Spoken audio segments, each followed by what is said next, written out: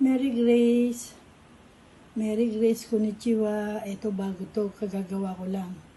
Ito na lang ang hapunan ko ngayon dahil napakainit dito sa lugar namin ngayon. Ito'y para sa iyo to.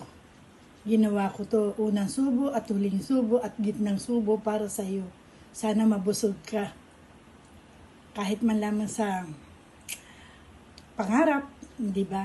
Di ba? Meron naman diyang, di ba, Philippine store sa may inyo? May halo-halo din dyan, di ba? Siguro mas masarap dun kasi imported yung mga gatas dun, di ba? Tsaka yung mga ice cream. Kompleto yan. Kompleto yan. Meron yan leche plan.